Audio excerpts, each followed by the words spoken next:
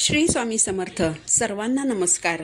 चातुर्मास 2025 हिंदू धर्मातील कालगणनेनुसार आषाढ शुद्ध एकादशीपासून कार्तिक शुद्ध एकादशीपर्यंत जो काळ अत्यंत पवित्र मानला जातो तो म्हणजे चतुर्मास.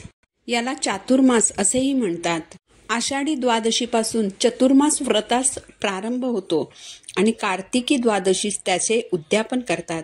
चातुर्मास म्हणजे 4 महिन्यांचा काळ. चातुर्मासात आषाढ महिन्याचे 20 दिवस, श्रावण, भाद्रपद व अश्विन हे 3 पूर्ण महिने आणि कार्तिक महिन्याचे पहिले 11 दिवस अंतर्भूत होतात. चातुर्मास हा देवतांचा निद्रेचा काळ असल्याने वाईट शक्तींपासून रक्षण होण्यासाठी सर्वसामान्य लोक या काळात काही ना काही व्रत करतात, काही नियम पाळतात. या काळात व्रते, विधी, दान आणि तपे केली जातात. अनेक सप्ताहांचे व सत्यनारायणाच्या पूजांचे सुद्धा आयोजन करण्यात येते. या काळात भगवान विष्णू आणि शिव यांची उपासना केली जाते. या चातुर्मासात खालीलपैकी एक नियमाचे आवर्जून पालन करा. 1. चातुर्मासात शक्य झाल्यास गणपती बाप्पांना दररोज लाल जास्वंदाचे फूल अर्पण करा किंवा रोज कोणतेही लाल फूल अर्पण करा. 2. चातुर्मासात दररोज दिवसातून एकदा भगवान विष्णूंसमोर पुरुष सूक्ताचा पाठ करा. यामुळे तुमच्या बुद्धीचा विकास होतो. 3. चातुर्मासात दररोज 108 वेळा नमो नारायणाय मंत्राचा जप करा. यामुळे 100 पटीने जास्त पुण्यफळाची प्राप्ती होते. तसेच भगवन नामाचे कीर्तन व जप केल्याने कोटीपट पुण्यफळ लागते.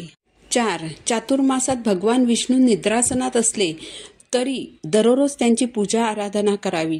तसेच दररोज ओम नमो भगवते वासुदेवाय नमः या मंत्राचा 108 वेळा जप करावा. 5. चातुर्मासात दररोज तुळशीसमोर हळदीने स्वस्तिक काढावे.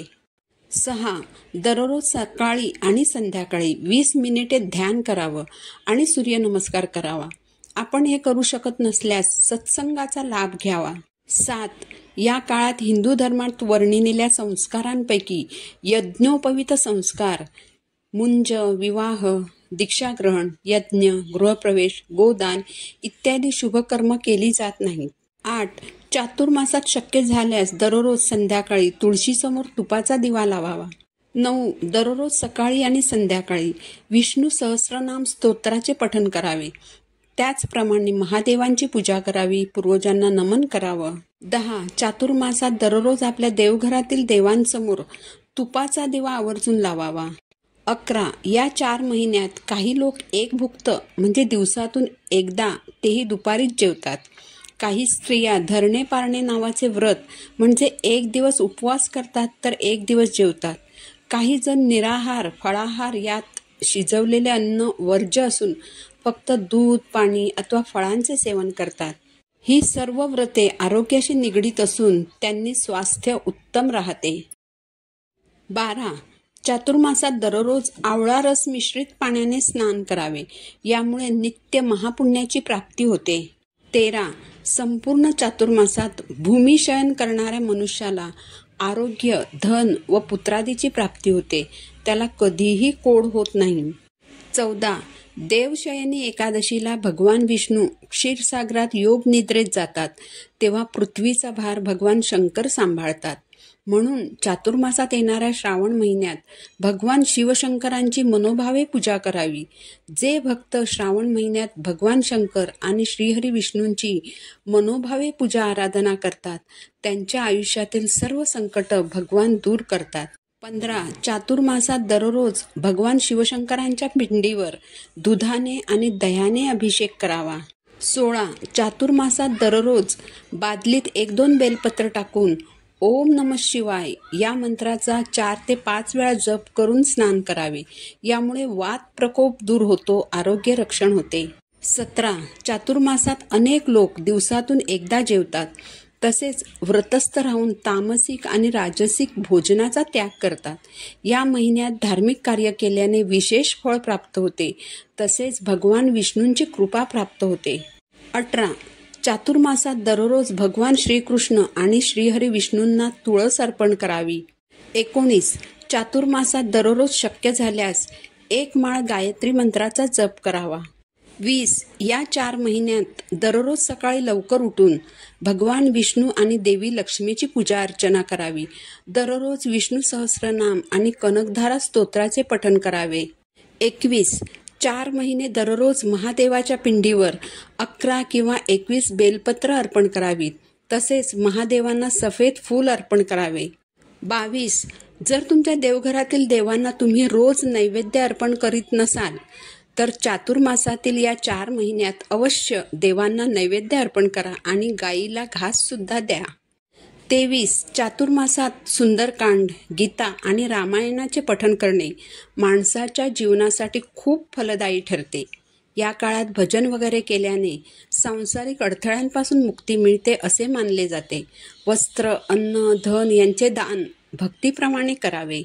24 चातुर्मासात सावली दान अवश्य करावे. 1 वाटीभर मोहरीचे तेल घ्यावे. त्या तेलात आपला चेहरा पाहिल्यानंतर ते तेल भांड्यासह शनी मंदिरात दान करावं. 25 चातुर्मासात दीपदान अवश्य करावं. नदीच्या पाण्यात दिवा प्रवाहित करावा किंवा मंदिरात दिवा लावावा. 26 चातुर्मासात रोज दिवसातून एकदा भोजन करणारा मनुष्य अग्निष्टोम यज्ञाचे पुण्यफळ मिळवितो.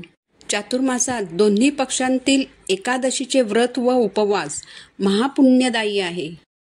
27 चातुर्मासात परनिंदेचा विशेषतः त्याग करावा. परनिंदा ही महापाप, महाभय व महादुःख देणारी आहे. परनिंदा ऐकणाराही पापी ठरतो. 28 असं म्हटलं जातं की चातुर्मासात जो मनुष्य भगवत प्रीतीसाठी आपल्या प्रिय वस्तूंचा प्रयत्नपूर्वक त्याग करतो त्या त्यागलेल्या वस्तू त्याला अक्षय रूपात प्राप्त होतात. 29 चातुर्मासात येणारा श्रावण महिना महादेवांना अतिशय प्रिय आहे. म्हणून या महिन्यात तुम्ही शिवलीलामृत या ग्रंथाचे पारायण करू शकता किंवा या ग्रंथातील 11व्या अध्यायाचे दररोज पठण करू शकता. 30 चातुर्मासात तेलाने बनवलेल्या वस्तूंपासून दूर राहा. चातुर्मासाच्या 4 महिन्यात म्हणजे श्रावण महिन्यात पालेभाज्या जसे पालक व हिरव्या भाज्या, भाद्रपदात दही, अश्विनमध्ये दूध आणि कार्तिक महिन्यात कांदा, लसूण, उडीद डाळ इत्यादींचा त्याग करावा. 31 चातुर्मासात उपवास, तप, जप, पवित्र नद्यांमध्ये स्नान, दान, पानावर भोजन करणे हे अत्यंत फलदायी मानले जाते. या महिन्यात धार्मिक कार्य करण्यास आणि देवी देवतांची पूजा करण्यास विशेष महत्त्व आहे. 32 चातुर्मासात एखाद्या गरीब व्यक्तीला, प्राणी किंवा पक्षाला खायला द्या म्हणजे तुमच्या हातून अन्नदानाचे पुण्य घडेल. 33 या 4 महिन्यात श्री स्वामी चरित्र सारामृत या ग्रंथातील रोज क्रमशः 3 अध्यायांचे पठण करावे. तसेच गुरुचरित्रातील 14व्या अध्यायाचे वाचन करणं अत्यंत फलदायी ठरतं. 34 या 4 महिन्यातील प्रत्येक मंगळवारी आणि शुक्रवारी 11 वेळा श्रीसूक्तचे पठण करावे. 35 चातुर्मासात शक्य झाल्यास दररोज संध्याकाळी बेलाच्या झाडाखाली तुपाचा दिवा अवश्य लावावा. कारण बेलाच्या झाडामध्ये साक्षात महादेव वास करतात. यामुळे महादेवांची आपल्यावर कृपा राहते.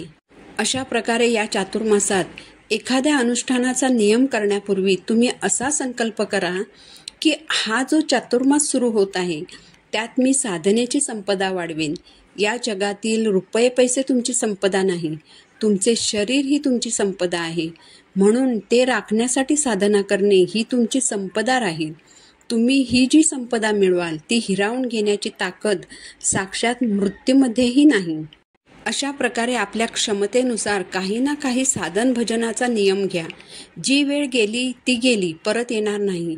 जे साधन भजन तुम्ही आता कराल तेच तुमचे खरे धन असेल.